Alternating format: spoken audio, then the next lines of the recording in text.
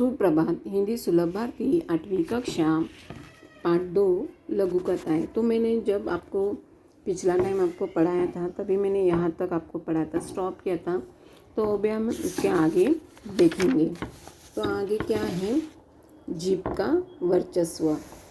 तो संभाषण ये इंद्रधनुष्य के साथ रहे हमेशा संग संग। इस कथन के आधार पर कहानी बनाकर अपने सहपाठियों के सामने प्रस्तुत करो। श्रवणीय किसी समारोह का वर्णन उचित विराम, बलाघात, तान, अनुतान के साथ एकाग्रता से सुनो और यथावत सुनाओ।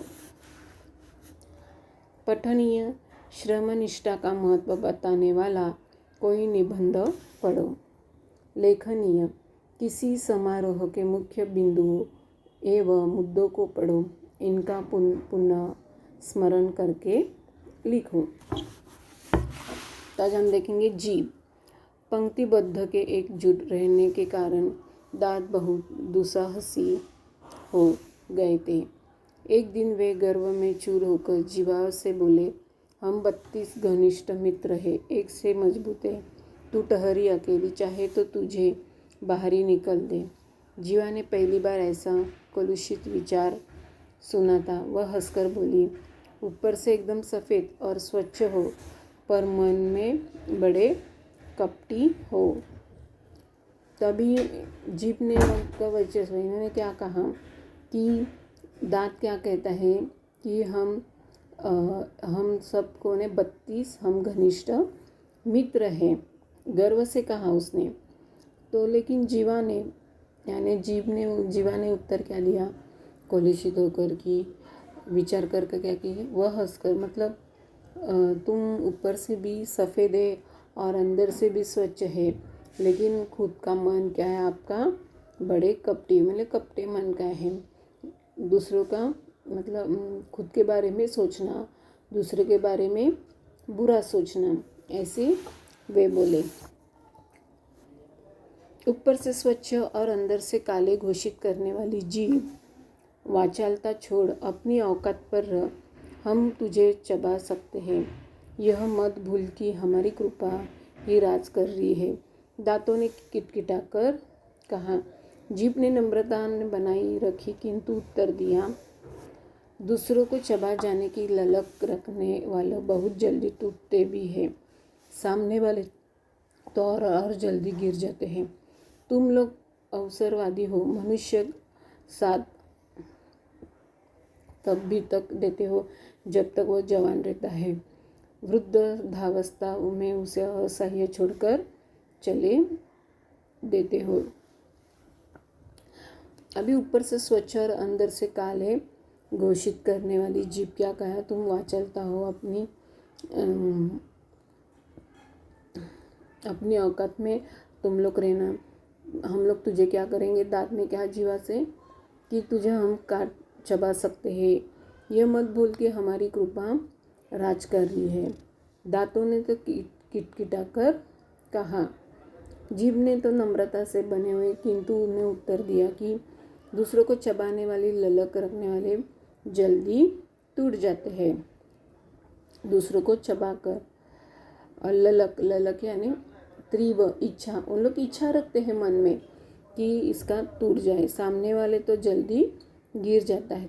तुम अवसरवादी हो, मनुष्य को साथ, मतलब मनुष्य को तुम लोग जब तक साथ देते हो जब तक वो जवान है, बराबर है।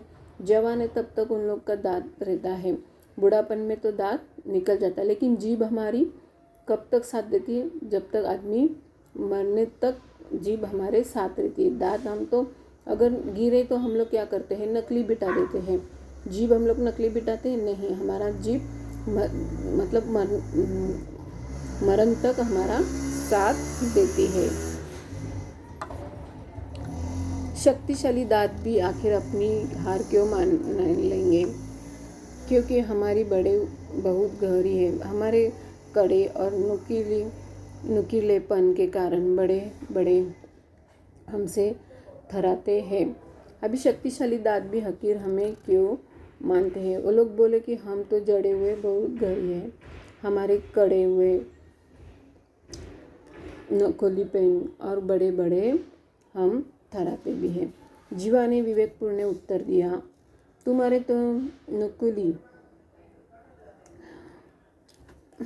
नकुली यानी मतलब जो दांत एकदम पॉइंटशीर रहता है ना, किसी का धार रहते हैं दांतों को, देखो थोड़ा सा, उसे नकुली। कड़ेपन का कार्य क्षेत्र मुंह भीतर तक सीमित है।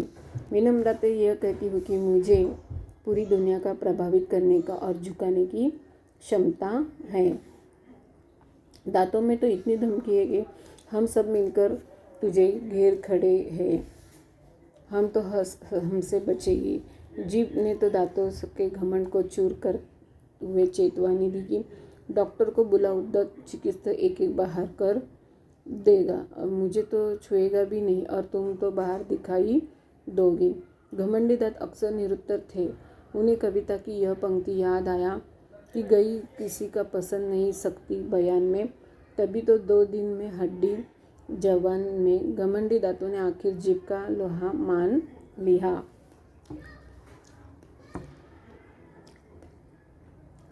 अभी उन्होंने क्या, दांतों ने धमकी दी कि हम सब मिलकर तुझे घेर लेंगे खड़े, कब तक तू हमसे बचेगी।